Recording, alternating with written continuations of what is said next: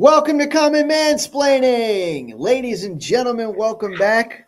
Welcome back. All right, so this is our first foray into a new software. So please give us a little leeway, a little leverage on this one. Yeah, we're gonna be fumbling through this thing. But today we're going to talk about what everybody's talking about, which is the outrageous attacks on ICE and the consequential shootings that have been taking place. And I mean, this has actually been going on for longer than just this week, of course. I mean, it's come to a head this last week, but yeah, I mean, I don't, how many attacks have there been since the beginning of the year? It's like 60 or something like that on. Yeah. Wherever ISIS done major deployment, starting in Los Angeles and then New York and Chicago. Yeah. They've had this. I don't know about Memphis. I think Memphis. It was mellow in Memphis because, of course, Red State. They were cooperating in Memphis. Although there were, I think, still protests a little bit, but Dave Chappelle was like, National Guard of Memphis. That makes sense. You guys kind of need to calm down a little bit. I mean, so and now, okay. So obviously, this most recent shooting has been a huge tragedy, and no one can come away from it without saying, wow, what a needless waste of life. I mean, no matter what side you're on, it's a huge tragedy. And like I said just the other day, it's largely the way people take it. It has almost nothing to do with whether or not they've actually engaged with the event, right? They're not talking about like, ooh, I watched the video, I've analyzed it, I talked to a self-defense attorney, and this is what I think. What they do is they either have this pre-existing bias for Trump and they have decided immediately that it's self-defense, or they have this pre-existing bias against Trump and they've decided immediately that it's murder. And on media, you'll see those two extremes too, right? Like if you go on Fox, it's like, oh yeah, this is Kristi Noem says it's self-defense 100%. And if you go on MSNBC, it's like, what a cruel, heartless murder. And it's like, how is it possible that nobody that I know, except for like very, very, very small sliver of like independents online, how come nobody can like look at this objectively? That's my question. So they're reflexively carrying water for their worldview. Again, this is part of our polarization, that people's politics has become much bigger part of their personal identity, and they can feel personally attacked. Right. One of the things I did a short about this week was how anybody that reports anything on the Somalis or anything that's bad for the left is immediately called a MAGA content creator. Right, a MAGA content creator. That was funny. Yeah, Nick Shirley or whatever, right? Yeah, Nick Shirley. Like immediately, and they do this so that people can dismiss his claims. And they like somebody hears that who's on the left, they say, well, I don't have to listen to that and decide for myself, whether that's significant or not. Right? They can just admit, no, that's just a MAGA creator, right? It's all lies, right? Yeah, of course. Well, and the original story on this was in the City Journal, which was immediately lambasted. Right? First, nobody wanted to report it. That was a big thing. They're like, these are convictions we're reporting on, not allegations. Not even Nick Shirley like these daycares. These are already 50 people who pled guilty, major convictions, and nobody's talking about, nobody's reporting on it because it's widely. I mean, it's documented in court cases that the reason why this oversight wasn't done was because people faced pressure that it was racist for them to audit any business that was owned by an immigrant family. And so you're, called your Gestapo or, everything that they use. And they're still playing this card. They're still playing this race card. Yep. So the next thing that they were saying is that it was ostensible that so much money was going back to Somalia and losing track of it there, that this was a primary fundraising for Al-Shabaab, anti-U.S. terrorist organization. Mm-hmm. Now, which is what? which is an assumption, right? Like I haven't, to this point, I haven't seen any actual clear financial money trail evidence that shows it went to here, to here, to here, to Al-Shabaab, right? Like I've just heard this is the assumption because we don't know where it went. Well, yes, because wire tracking and once you get out of the U.S. into Somalia is not as robust, shall we say. As robust. So they've sent people there who've done some on-the-ground reporting, and supposedly they have what amounts to solid evidence, but yeah, there aren't clear printed receipts or here's a wire transfer to Al-Shabaab's bank account. If we knew where Al-Shabaab's bank account were, we could freeze the funds. We could do all this stuff. So they're obviously an underground organization. So they're dark. Anyway, so because of that, like you said, because of this lack of, I need to see account numbers and they want to see Al-Shabaab's like dinner menu or something before they'll believe it. And so they dismissed it all. The left wouldn't report on it, right? Until finally the New York Post and Elon Musk started saying, hey, this is a big deal. And then Nick Shirley just drove there and said, well, let's just check out some of these daycares that we've heard are already. We've had 50 things, and he finds a bunch of very things that we should be very skeptical about, claims that are very, very fishy. Yeah. And the knee-jerk reaction, rather than saying, okay, we need robust auditing, and let's see which ones are legit and which ones aren't, immediately people's knee-jerk reaction was to carry water, right? And double then on the racism claims, Tim Waltz did that as well. But anyway, I'm leading to that. So this is let us say where they feel like they've created a thing in Omar on the left, where the Somali population is under attack. Yeah. Right. And they need so supporters to stand up to any type of reporting, but then also, said, all right, well, a lot of these people are immigrants, and if they're committing crimes, fraud crimes, ICE wants to be on that. That's Donald Trump's stated mission. So he sent FBI in to investigate this fraud, but also ICE, that if these people found committing fraud and being convicted of these things are immigrants, that deny their nationalization and deport them.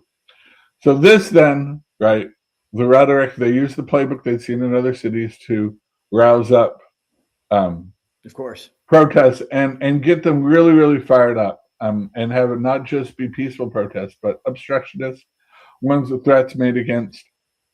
It's that. So yes, then we have the unfortunate thing of a professional, long-time experienced protester, wife, spouse, who have done this a lot of times. Yeah. Where and the video, there's long form 5-minute video before the shooting, and we have the body cam video show this interaction, and it is a tragedy. And even though he will not be held criminally, the ICE agent criminally liable, he might. There are some state laws that we'll still see. I mean, we'll see. But I was going to say he still has blood on his hand.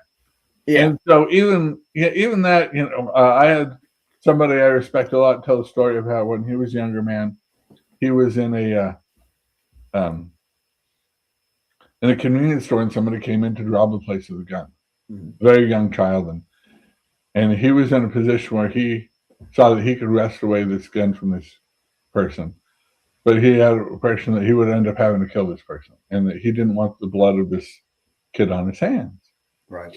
And he sort of talked to him a little bit. Hey, told him like how futile robbing this convenience store was, and the kid was, threw down his gun and kind of stuff, and he was able to sort of talk him out of it. He's like a 15-year-old kid kind of thing, and so even though it would have been appropriate, right? Somebody has a gun, lethal force to take it from them. This person is threatening to kill you and use it against them. Yeah. Gosh, the weight of having blood on your hands, right?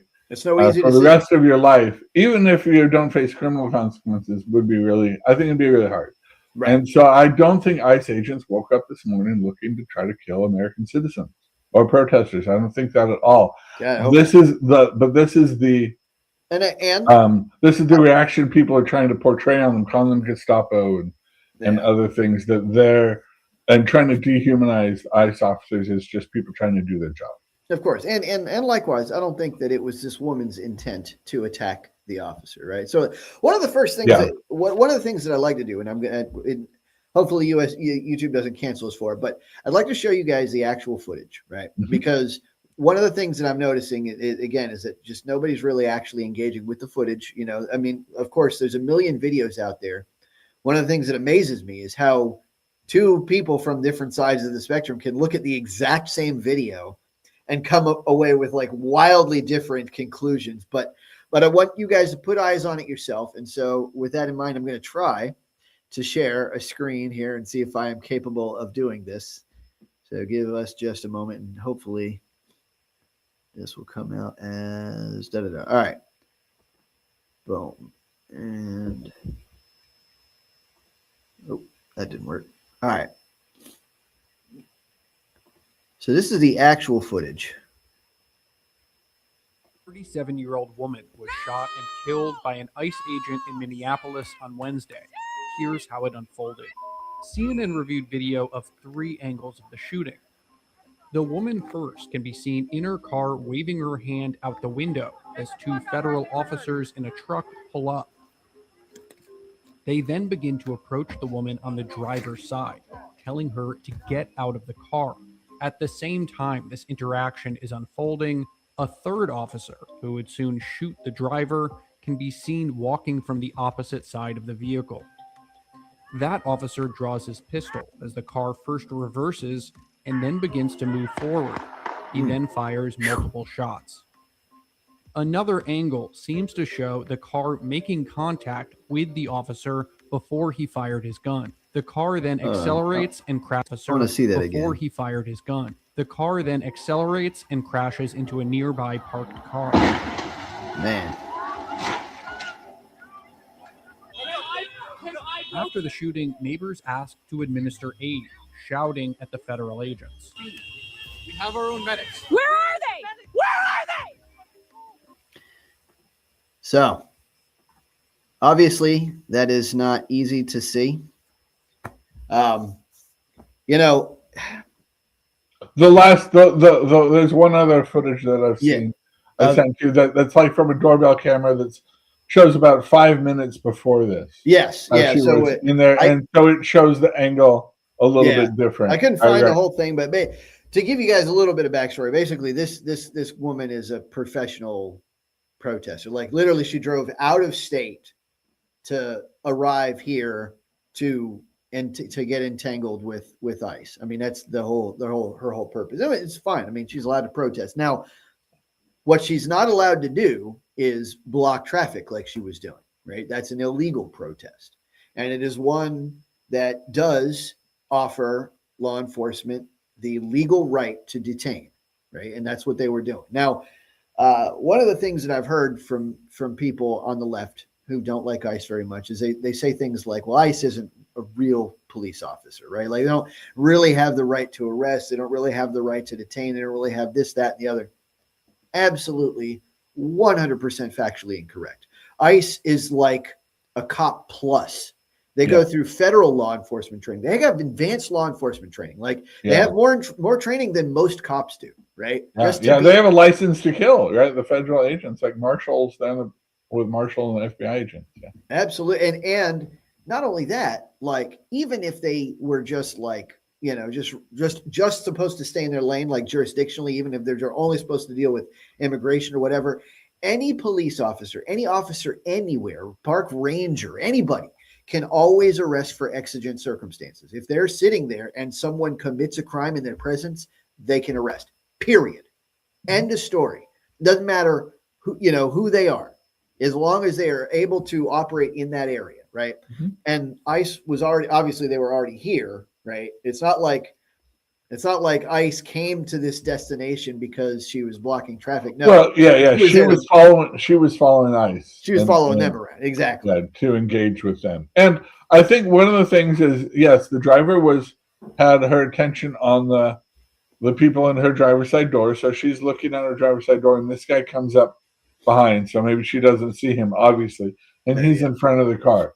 But her choice at that time is to just comply with the law. Like I know when I want to de-escalate a situation with the police, I take the keys out of the ignition, I put them up on top of the dash where they can see them, and I put my hands on top of the steering wheel where they can see both my hands.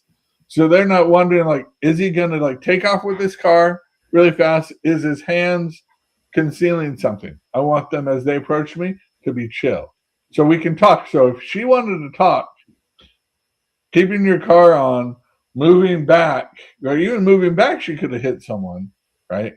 Right. And moving back was very provocative, just moving the vehicle, showing that she wasn't doing that. And then, yes, all of a sudden she's moving forward, and there's someone maybe she didn't see before, and that person, right, is he, in his perception, this woman is trying to ram and kill him, right? And Now, so he is trying to stop the vehicle the only way that he can by stopping the driver, right? And at that range, one hit of a handgun is going to be almost 90% lethal. And so we see she died very quickly. So yeah, was she told that there was somebody on the front of her side? We don't, obviously not, right? But she was told, she was directed to take the keys out of the car and step out of the vehicle. So she was not complying. Now, common sense, right? It's just common sense is that when police officers who are armed when you've got this confrontation, comply with them. You have someone, you have the spouse out filming it, film it, and make your commentary, make your protests. But to further escalate, this is the quotient now, is what was different about this protest versus all the other professional protests she'd gone to that made her at this point know she felt justified that this time I'm not going to comply and get arrested and do the playbook. This time I'm going to, accelerate. And that's the thing, that if we want to decelerate, if we care about people's lives, we need to say, please protest peacefully. Please obey lawful orders from law enforcement to not escalate this. This is not something that is going to, right. And so I think that's common sense. Common sense is nobody wanted this to happen, and we don't want this to happen again. You would think, right? Now, I do want to show another clip, right? Because later on, this one came out. This is a clip of the officer's pocket cam or whatever, and it's crazy because, again, both sides see this clip and think completely wildly different things. It's funny. Everybody on the left, after seeing this, they're like, "Oh, now for sure the self-defense excuse is off the table and he's a cold-blooded murderer." And everybody on the right's like, "Oh, now for sure the self-defense case is a sure." Exonerated, yeah. It's funny, but so I'm going to show you guys this just because I want you guys to see it. All right, let's see if I can figure this out.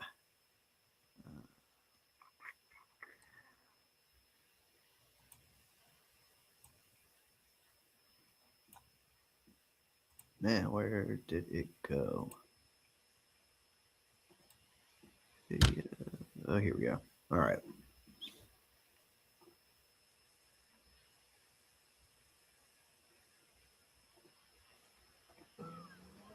All right. So from the beginning.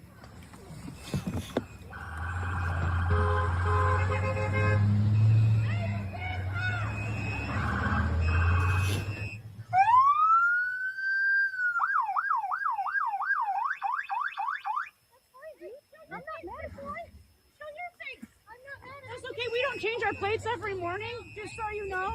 It'll be the same plate when you come talk to us later. That's fine. U.S. citizen. You want to come at us? You want to come at us? I said go get yourself some lunch, big boy. Go ahead. Out of the car. Get out of the car. Get out of the car. All right. So, a couple of things to note about this. Number one, when you're in a situation like this as a police officer, right, you got to understand that you only have the information that you have, prior to the event. You don't have the information of where the car is going to go, right? one of the things that people are doing when they judge this event is they'll see in the first in a video, if you look at it closely and watch it a couple of times, you'll see that she probably is almost certainly is trying to avoid him, which lets you know a couple of things. Number one, that she knows he's there, right? So she really should be slamming on the gas. Because he engaged with her and walked around and was engaging with her spouse. So my assertion that maybe she wasn't aware of his location is out the window. She's fully aware. Yeah. Right. Number two, when she starts to twist the wheel, right, and you guys watch really closely, if you really slow it down, and by the way, the CNN's video is in slow motion, right? But if you really slow it down frame by frame, you'll see that by the time he draws, by the time he is ready to take the first shot, her wheel hadn't even swung all the way around to past him, right? When she's just turning and slams on the gas. And if you actually watch it in full, I don't have it on me, but there's like real-time speed videos of this. Mm-hmm. She's flooring it. People act like it's so slow because CNN slowed it down, made it look like it's a slow hit. No, in like 3 feet of clearance, she clips him at about 10 miles an hour. Like she's moving for an SUV. Yeah, and it's not. I was going to say that this is not a smart car or two-seater. Doesn't know to brake. Subaru, right? I drive a similar vehicle, right? They've got very powerful engines, low end torque, so they can accelerate there, and they're big, they're heavy, right? And they're tall. There's no evading it. Right. And people, so one thing I hear said is all that happened was he got his leg clipped, as he dodged off to the side. But you got to understand, there's like a matador. There's a fraction of a difference between getting your leg clipped or getting your leg caught underneath the vehicle. Yeah. Right. Just like fraction of a second difference in reaction time. Now, again, I maintain that her intent was probably to just escape, which I don't even want to get into how stupid that is, because she was going to leave her wife there. Like, her wife was actually, if you see one of the videos, her wife's trying to get into the car too. Yeah. She's just driving off, possibly running over her wife. That's how out of it this woman is. Yeah. Now, I still say that this was an inadvertent. I don't think that, contrary to what how Trump is characterizing it and how Christy knows. But you have somebody not acting rationally. I think that's also they're not acting rationally. But I want to say for the record, I do not believe she is a domestic terrorist. Right? I don't believe that this was an attempted murder on an ICE officer. Right?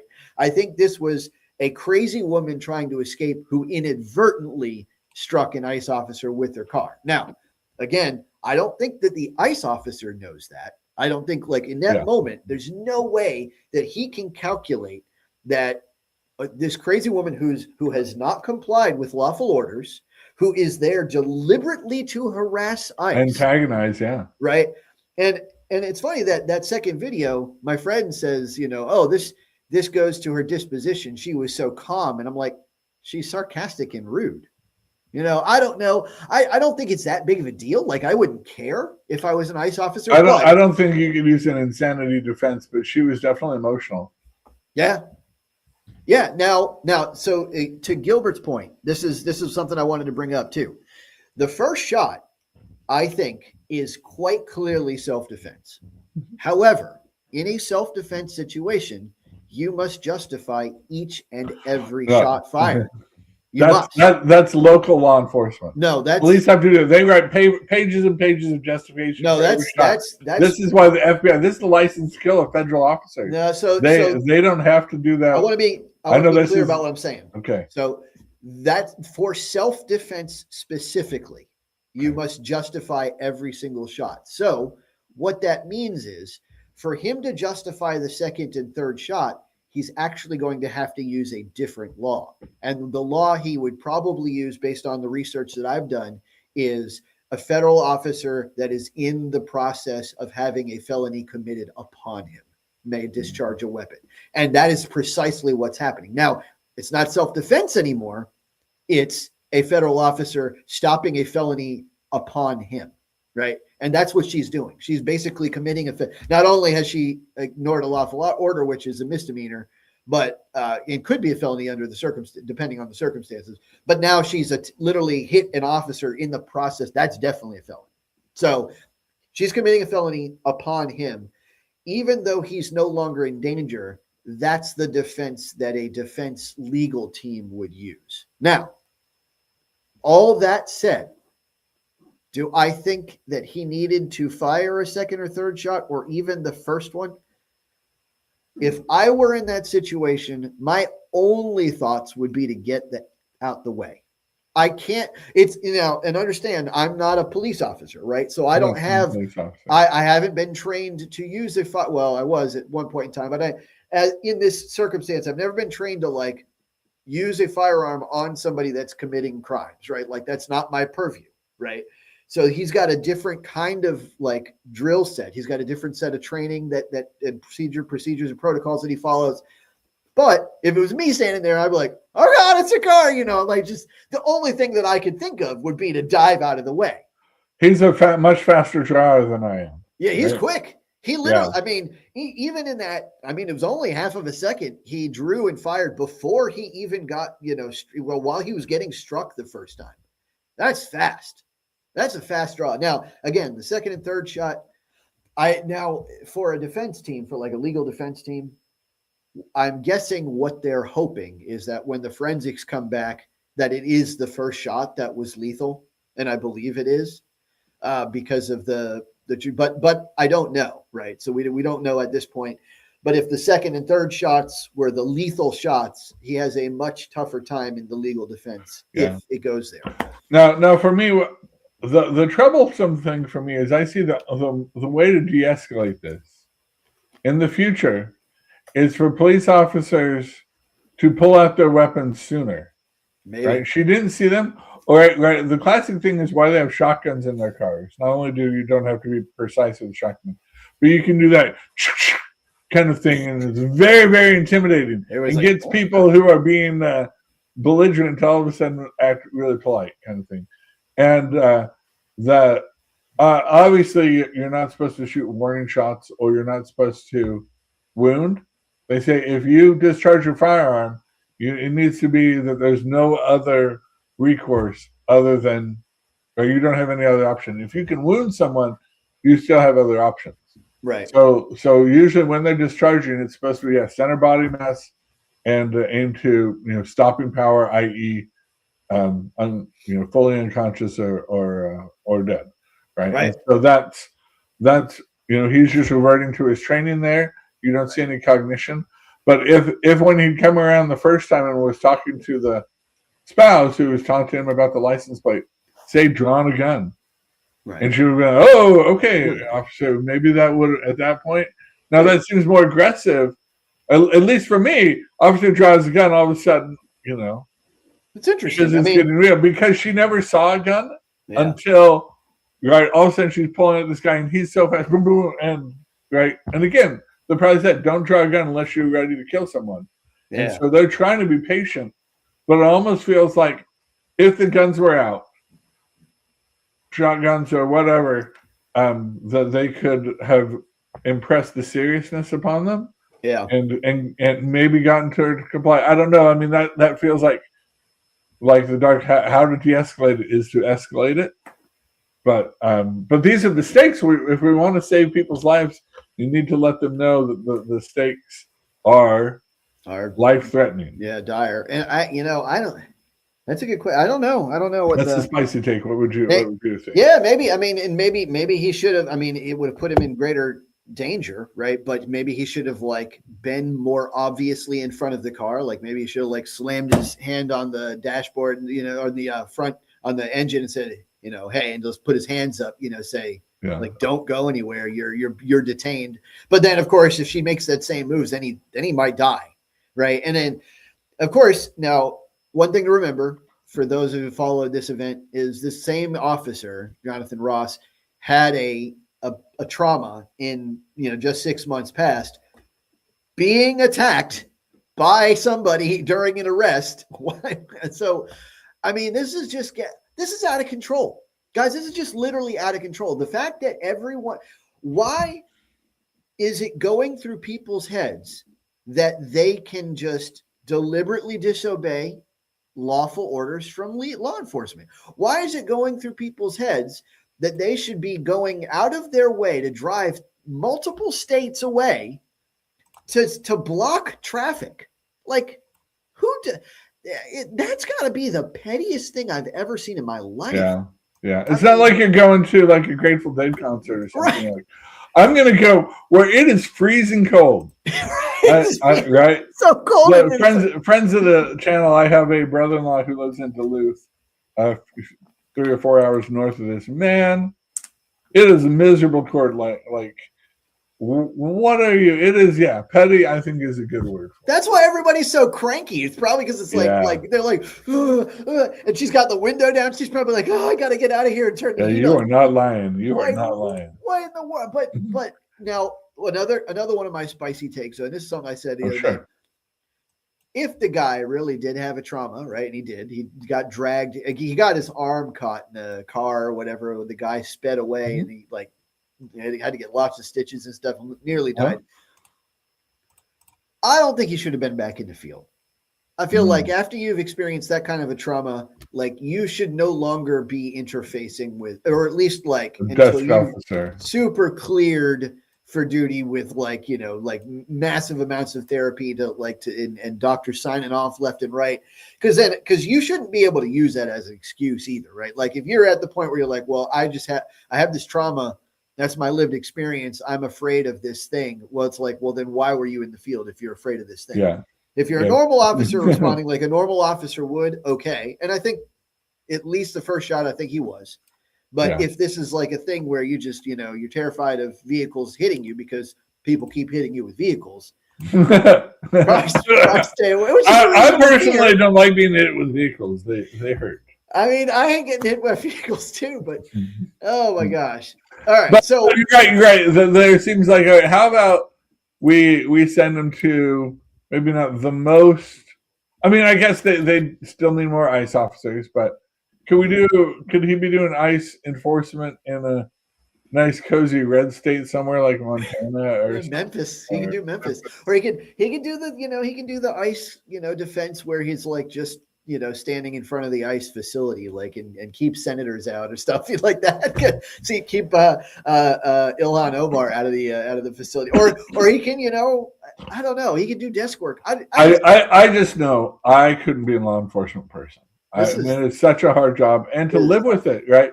To bust people all the time. A lot of times you're seeing people on the worst day of their lives, or at least of the year, maybe the last day of their lives. And to go through stuff like that. It's like, okay, let's get a beer, and 6 months later, we'll start back up again. It's like, no, you got to just keep working. You got to finish your shift. Like you're not, I think there was somebody talking about how he did a ride along, and it was just this unbelievably intense accident where a bunch of people died and stuff. They're like, okay, beer's on me. Let's go. It's Miller time. They're like, no, we got to keep working. Yeah. What? Yeah, you just got to set this aside, the most horrific thing you've ever seen in your life, and just be like, go out and deal with people who are having a terrible day. Yeah, and it's thankless. I mean, and don't get me wrong, because I'm one of the people who doesn't particularly like, any of the citizen police, interactions that I've had. I've never been happy really with the police citizen contact. Right? They always seem to show up when I don't want them, and when I do need them, all of a sudden they're just in the ether. But that being said, that's a lonely job. Like nobody likes you. Nobody likes you. Everybody hates you, and it's bad enough without any instigation. And yet we have people like Tim Walz. I want to show you a clip from Tim Walz. Totally justified, egging on and insane. Let me show you guys this. Hang on, see if I can figure this out. All right, here we go.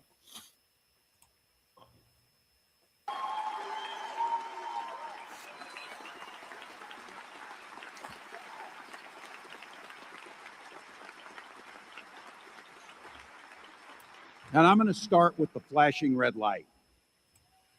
Donald Trump's modern-day Gestapo is scooping folks up off the streets. They're in unmarked vans, wearing masks, being shipped off to foreign torture dungeons. Spin. Oh man, spin much. Such a narrative. Okay, first of all, he can't even say the word Gestapo. Yeah. Sorry, he's Gestapo. I can't. And then, second of all, carting them off to foreign torture dungeons.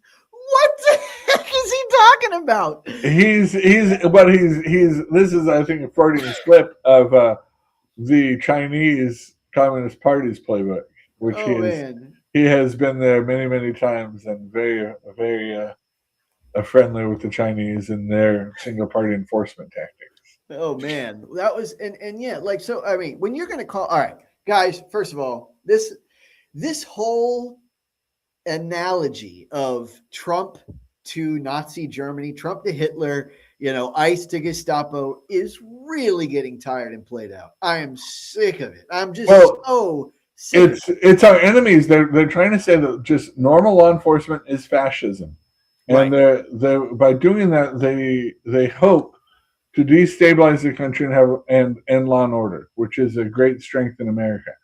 And people are buying it. People are hearing the word fascism, even though they have no idea what the word fascism is. They know it's got very negative sounding to it. Mm-hmm. And so any type of, hey, let's obey the laws is fascism when the Democrats aren't in power. Right. Right. And one of the, I was thinking about this the other day because a friend of mine made a great case, and he's a smart guy. He made a great case of parallels from America to Nazi Germany, like a great case. Like line after line, this is what Trump did, this is what, and I realized why his case failed. It took me a while to pin it down, because legally it is similar, right? Legally, a lot of the things are the same. The actions we take, the way that we enforce, the nationalism that Trump has inspired, a lot of the things are the same legally. Now, here's the kicker. Here's what's different, and people, I think, have completely lost this. Morally, it's night and day different, right? Because legally, there's a law in Nazi Germany that said Jews were illegal. Legally, there's a law that says immigrants are illegal, right? And we enforce both. Morally, it's intrinsically evil to just tell one random race that they're bad and subhuman, even when they're legal residents. Yeah, even though whether they're legal residents or not. Yeah. Morally, it's perfectly fine to tell illegal immigrants that they should be deported, right? And that's the difference. The moral difference is everything here, because when we enforce the law, when ICE goes out and enforces a law, they're enforcing a righteous law. It is the kind of law that literally every nation on earth has. Every nation on earth. And enforces, well, except some of the EU nations. Yeah, right. Except for that, every nation on earth. And I don't understand why it's so complicated for them to see that parallel. But of course, it's right. They hear the word fascist, and then of course they think they don't even know what fascist means. They just think that fascist means bad. Yeah. We don't like them. Yeah.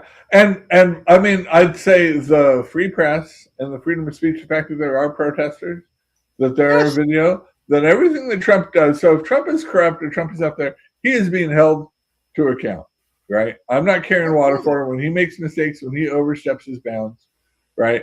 Nobody's turning a blind eye or in the media and carrying water for him. I'm not. I pound on Trump all day long. And so, that was one of the things that Hitler, right? Germany, right? You were not allowed to criticize. He clamped down on. There wasn't freedom of the press, there wasn't things like that. So people want to create a moral equivalencies, but you're right. They're not, right? Yeah. And and I think our aims are really limited. We're not trying to kill Somalians, but we're saying if you can't live in our country without committing fraud, welcome to your country. Right? We're not putting them in concentration camps. We're returning them to their country. Yes, their country was a failed state years ago, but now there's lots of beautiful homes. The suburbs of Mogadishu are quite pretty.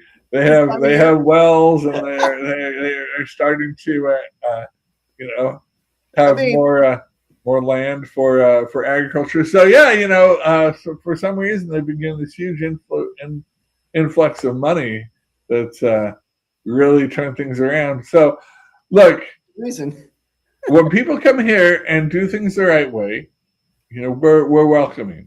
100%. And we have every right to be skeptical of people who come here, break our laws, commit fraud, and then yell at us for trying to catch when we catch them in it. That somehow we are wrong for their lies and deceptions and their fraud. Right. And for having standards. And it's like, this is America. We have standards here. Sorry, yeah, right. We got to rule of law. And you know what? I can't. It drives me nuts too when I'll say, hey, look, I love immigrants. I like immigration. Immigration is good for the nation. I don't like illegal immigration. And then the next thing that comes back is like, it's always, well, you're just targeting Somalians, or you're racist, or this, that, and the other. And I'm like, where do you? It's so illogical. You just can't put those two things together, right? It's like almost a perfect contradiction.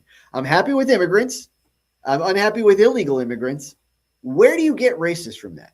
Like, you just can't. But what they do is they ignore the happy with immigrants side and say, no, you're not actually happy with immigrants. You're lying about it. It's like I lived in East Los Angeles. I went to a school that was majority Hispanic. I went to church with recent immigrants, refugees from the Salvadoran Civil War, people up from Central America. Like, I served with these people, and I know that they have a humanity, but if they come up here, right, but that's the ones that I'm meeting at church, but there are also other ones that come up here and want to just join street gangs and get away from oversight that they were facing. And obviously, we don't have to put up with the second, right? And that's the thing is, so many people want to come to the U.S. We should be able to say, hey, we would prefer people that want to come here the right way and live here in peace. That's all we want. Yep, that's it. Just live here in peace, follow the law. And when an officer tells you to do something, I don't even understand. Dave Chappelle did. I should have gotten that clip. Dave Chappelle once did a funny clip about this is how you avoid, as of course he was talking about as a black guy, right? Like how to avoid, getting beaten up like Rodney King or something like that. Yeah. Like, this is all you have to do is when a cop tells you what to do, just do it. It's not that complicated. But the fact, I just checked while we were playing around, and it is 66 reported vehicular attacks on ICE since the beginning of the year. 66. That is an outrageous, unfathomable number of attacks on ICE officers from the beginning of the year. That's insane.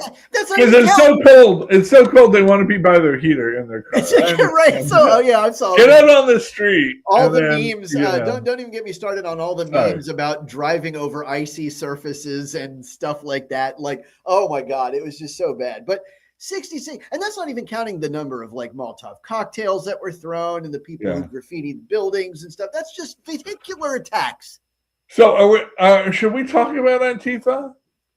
Antifa has sort of given people this moral authority, right? And this is why people are sort of broadly brushing any type of violent anti-government activity as what Trump called it as domestic terrorism. Oh, right, sure. Right.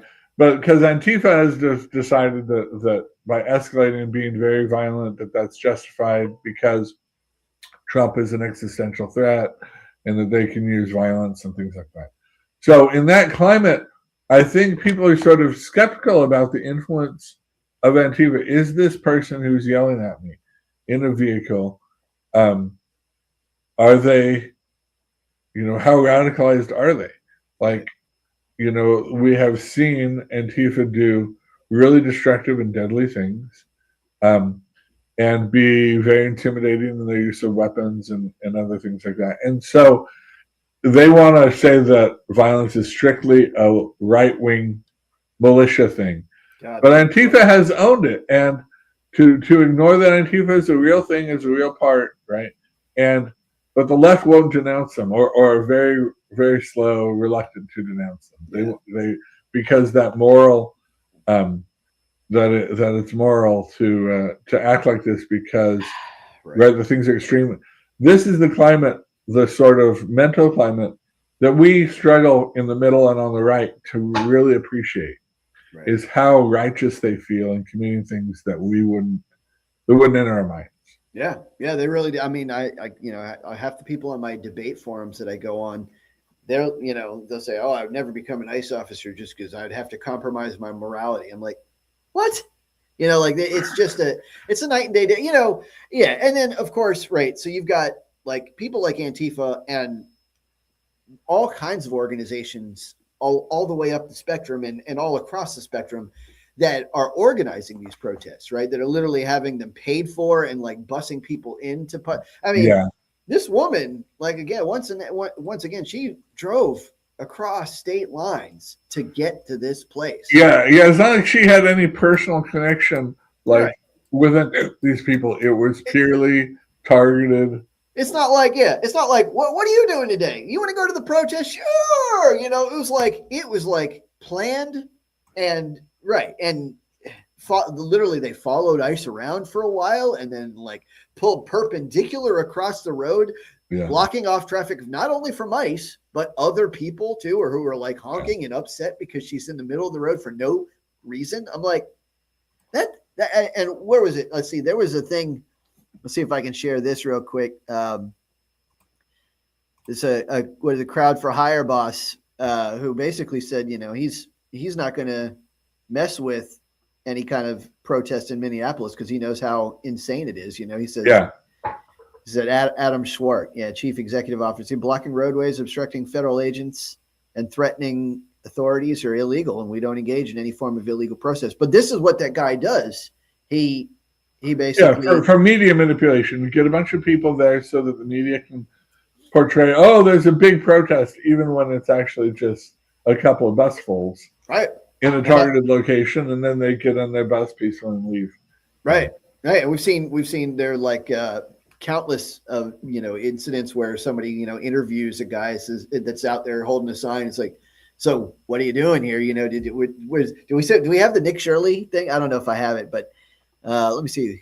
No, I don't think I kept it. But anyway, he'll just interview a guy and the guy will say, he's like, do you have a job? And the guy's like, no.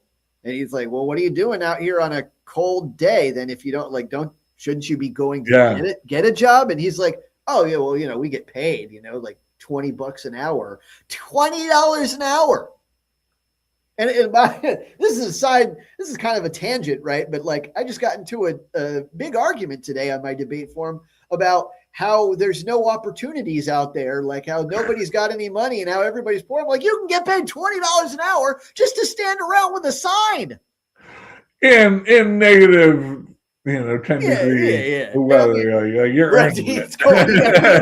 With a sign and a coat. Now, the other thing too is, so, all right, if these are being organized at this level, right? Like if, some Soros group or something is organizing. Now, what I've heard from people like Amala Ektanobi, who's, I don't know if you know her, but she's a, conservative, African-American conservative voice. And she said, when she was on the left, and she was, they would do that. They'd go to like a meeting in advance, plan the protest. And then like, they would literally organize who's going to be rowdy and who's going to like get entangled with officers, who's going to get possibly arrested, who's going to get like literally to that degree.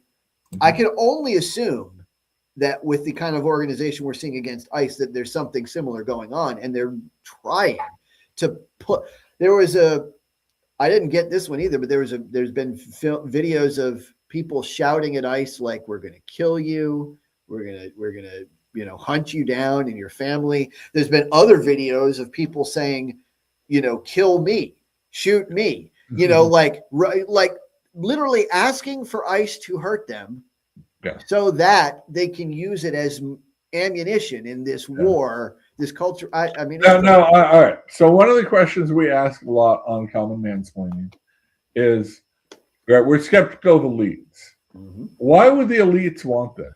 I mean, the common people obviously do not want uprising violence. What is what has made it that the elites are willing to pay for this, willing to organize it, and willing to go out and try to stoke and risk people's lives? What do they have at stake? What are their interests? Right. I mean, obviously they don't like Trump very much, obviously, right? So any kind of negative press they can get against him is good, right? Because Trump is basically it's kind of a conundrum. He's an elite who's an enemy of elites. Oh, so really? It's kind of an interesting little phenomenon. Now, of course, they don't like him in office. They don't like anything that any aspect of his agenda. Trump is single-handedly torpedoing a lot of big industries too. Like he's going after the health industry now. He's definitely tanked a lot of the military industrial complex with his higher education, elite higher education, especially. Yeah. Yeah. So I mean, like all these people have reason to hate Trump in addition to, Trump's kind of not likable sometimes, but and Trump is capable of corruption, and people should hold him to that. Definitely. Opposing corruption on this channel, right? Our position is opposing corruption should be bipartisan. Yeah. It's the number one way to erode, to weaken, destroy a country, to weaken faith in government. And if Democrats are big government, they should not want to weaken faith in government, because they want to be the government is the answer that will help our help out our problems. I'm worried about the corruption in this case in Minnesota is touching elites, and that this is CYA, that they're willing to risk common people's lives by stoking and agitating and then trying to get somebody either permanently maimed, maybe like put in a wheelchair or killed. They can use, and then they can direct all the attention to that and not to the corruption that was feeding this big kickback loop.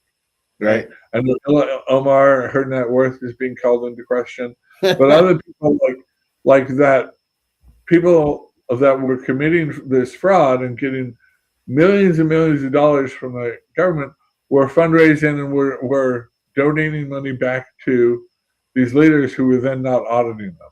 Yeah, right? yeah. Even the AG was. Yeah. And the AG, right? Sometimes there are convictions, and judge would throw out jury convictions because of this type of thing that nobody was paying attention to it nationwide. Again, this type of corruption has had whistleblowers since as far back as 2015. Right, this is not new stuff. It's new to people because the mainstream media and elites had no interest in this story being exposed or discussed. Right.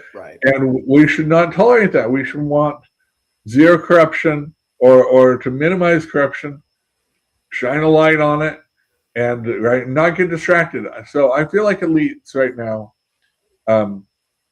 definitely want open borders, right? And for reasons of cheap labor or for political power, we've seen that, right? Just having their numbers allow them to manipulate votes, low information voters, things like that. And so the headway that Trump is making in rooting that out, really seeing that people, hey, if you've come here illegally, you have no right to stay here. We should be very skeptical of your claims. You're going to stand before a judge, and if you can't justify that you're a legitimate refugee, you got a legitimate reason to stay in this country, we are going to take the effort to send you back to your country. Yeah. That level of sort of expectations in the law, but it is a paradigm shift that the elites are resisting, basic laws. Yeah, and I mean, these are, and you could almost just use everything he just said as like a how-to manual as to how to not get shot by ICE officers, right? Don't be in the country illegally. Do what the officers say. This isn't that hard, really. Don't follow the law. These are expectations that we should have of everybody. And, again, you can question my motives. You can say I'm racist, but I wouldn't care if this fraud ring was 99.9% white. I wouldn't care. It doesn't matter to me. If they're committing fraud, they're committing fraud. Put them away. And if they're Somalian, then they're Somalian. If they're, black, white, Cuban, Asian, purple, I don't care. Like all that matters is if they're breaking the law. Yeah, corruption of government waste. Right. This is our taxpayer money. We would like to, by getting rid of this, we could ostensibly balance the budget, which would be huge. That would be huge for our national security. Yeah, that'd be nice. It would be a step in the right direction. Definitely. Right. Definitely, and these are types of things when we are borrowing, like we just can't be this wasteful. Yeah, we can. Right. It's really, I think, for a long term, we've talked about in other shows about how this debt and the size it is really becoming this boat anchor on our prosperity. Yep. And the type of American dream that we have, and will affect our ability to have cheap energy and all these other stuff and have the autonomy. Now, our military is doing well. We're prospering. we're prospering. And nobody wants to jingle with our military. Certainly not nobody in Latin America. So certainly not Denmark. Yes, certainly not Denmark. Those are other questions. But I think it is Trump, right? As an anti-elite, there are very few elites that are willing to support him. Certainly no elites that want to carry water for him. Right. The never Trumpers will reluctantly say something. I know The View, some of the people that have been his harshest critics had to support him for Venezuela, things like that. But people will reluctantly give him credit. But the elites, and I think that this is elite manipulating common people, low information people who don't understand the word fascism, right, to get them out there, hoping that there'll be some dangerous injury, i.e., serious injury or altercation, that they can redirect and say that, oh, the law doesn't need to be enforced, and that Americans would be sympathetic to that. Yeah. I'm not buying it, and I hope our watchers, I hope the people here aren't buying it either. That we can use common sense and see what is real and what is spin and what is narrative. Yeah, and of course, come to Comment Mansplaining. We'll guide you along the way. For those of you guys who have stuck with us this whole time, thank you so much. Please hit like, share, and subscribe. It's been kind of a slow day today, but I'm wondering if it is true. There's NFL going on right now. Yeah, it's hard to compete with NFL, but maybe we should think about that Sunday night football. Like we should maybe consider sliding. We might not want to go up against the Super Bowl. Yeah, that might be tough. we'll look at the schedule again and take a look at things. But anyway, thank you guys so much for watching, and let us know how we did with StreamYard. I know we're fumbling around a little bit, but I do think it was good that we were able to share some visual aids with you, especially for a complex situation like this.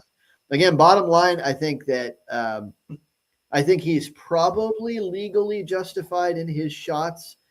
That being said, I don't think he should have taken them. I think the optimal circumstance was that he just ducks out of the way and then they shoot the tires and then round her up in like 18 feet. I don't think she would have gotten very far. Yeah. But that being said, was he probably legally justified? Probably. He'll probably get off, but that's my guess. I'm not a defense attorney though, so take that with a grain of salt. That's not legal advice. Please don't try this at home. Don't attack officers. Do what officers say. This should not be that hard. The facts are we can't go back. Her life is lost. It will always be lost. We'll always be wondering what we could have done, the blood on this person's hands. So please use common sense out there. And express your opinions peacefully, and come here to Common Mansplaining, and we'll hear your opinions and we'll engage with you. All right. Keep it coming. Keep it coming.